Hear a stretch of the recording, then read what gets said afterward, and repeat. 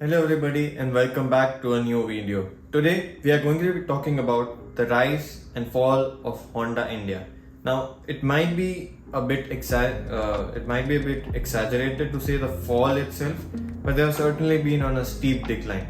And today we are going to discuss the reasons behind that decline which Honda India is facing right now. So, getting into it straight away, the first reason which I think, and I think most of the audience here will also agree with me, is the lack of SUVs. This has been a linchpin for Honda. They have not been able to simply put out SUVs, competitive SUVs, premium SUVs in the Indian market to compete with all the other automakers which have newly come in, like MG and Kia, or the already successful ones like Hyundai, Tata Motors, or even Mahindra. All of them have been able to capitalize on their SUV portfolio, and that has been the recipe for success for, in fact, any car maker in India right now.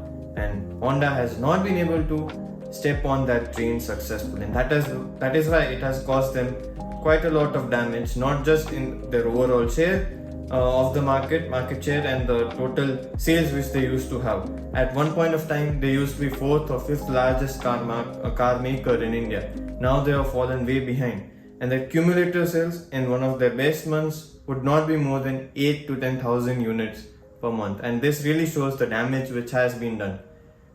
Now there was also talk of having popularly the Honda HR-V, which I wished would come, and that has been discussed for more than 5 to 7 years, but no action has been taken on that, and that has again really caused damage for Honda India as a brand to stay relevant in terms of sales. All people whom I have interacted with, or most of them, love Honda as a brand, but because they are not able to offer alternatives in the form of SUVs or premium products above the city, customers aren't just able to go up in terms of the product portfolio and upgrade to a newer car, because if they want to upgrade from a car already which they have from Honda, like a City, there is no other option for them. They have to change their brand of choice, and this is really causing damage to Honda India as a whole. Now, moving ahead, there are also other reasons too. Now, again, with SUVs, there are also other market forces which have played out in the last 5 to 7 years. One important thing is features and technology. This has become the number one priority for Indians. I would say even more than fuel efficiency. The stereotype of fuel efficiency being the most important feature in cars, I think that era has long gone now. The most important character or the trait which a car should have in India right now is to have features. And while Honda aren't terrible at that, they are certainly not the market leaders in that. They are still a bit underpowered in that segment. Like, for example, having heads-up displays or 360 degree camera systems on their cars. They simply don't have those segment-leading features in their cars, which is again really causing them to fall behind the competition. And this is already in combination with not having any SUV models in their product portfolio. So that is again really causing them a lot of damage. Other than that, there is also a lack of refined diesel engine. Now, we have already seen that Honda actually introduced the diesel engine specifically for the Indian market to stay more relevant in the market, get more sales. And while it worked for a shorter period of time, the fact is that the world is moving away from diesel engines. We are already seeing stringent action taken by state governments, the central government, on actually limiting the use of diesel engines, or at least discouraging consumers from going out and buying newer diesel engine cars. And that bet has really not paid Honda any due as such, especially when although their diesel engines were quite powerful and even quite good to drive, the fact is that they weren't as refined, as silent compared to the competition, and that has again caused some damage to Honda India, especially in the last 5-year period too, in terms of their sales. Now, the next point which I'm going to come to is really fascinating, and I think this is also a consideration which needs to be taken up, which is expensive pricing. The fact is that the Honda City, which used to cost back in 2005, 2007 below 10 lakh, has now almost come to a 20 lakh price range.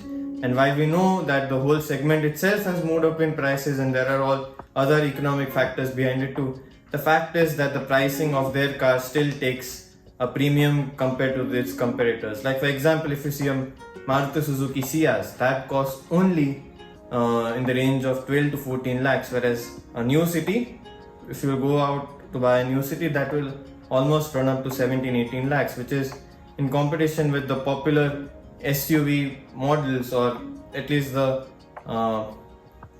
or at least from the competition which is being sold by Hyundai and Kia. So that is again really causing them a lot of unnecessary competition itself. Some work needs to be done on the pricing front.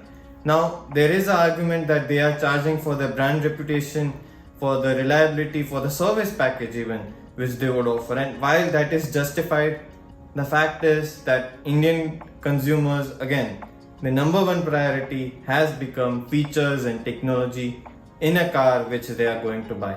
It is no longer fuel efficiency or reliability. And while those are important factors still, the number one factor is to have features and technology along with a good design. That has become the number one priority for a consumer. And I think that expensive premium which Honda is charging is not really helping them in increasing their sales. And we have seen the after effects of this problem too. Honda India has already had to shut their Greater Noida plant, which was their original plant while they entered India in 1996.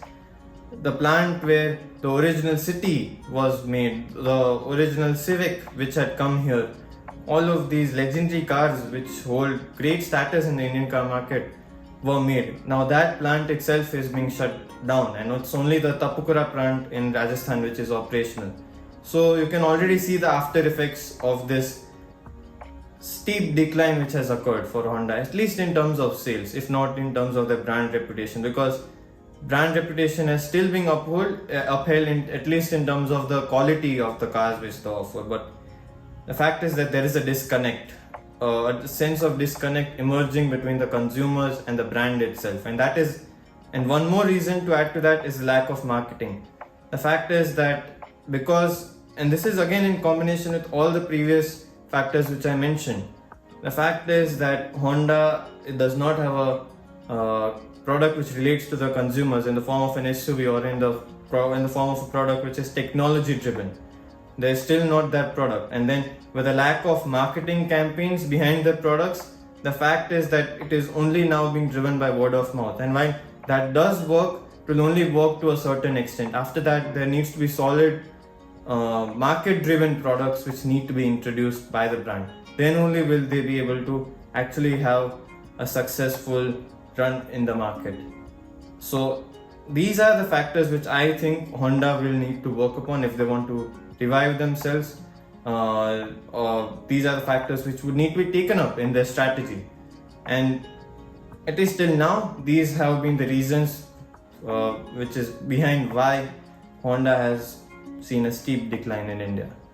So thank you so much for watching, guys. I hope that you like this video, and I will see you around next time. Thank you.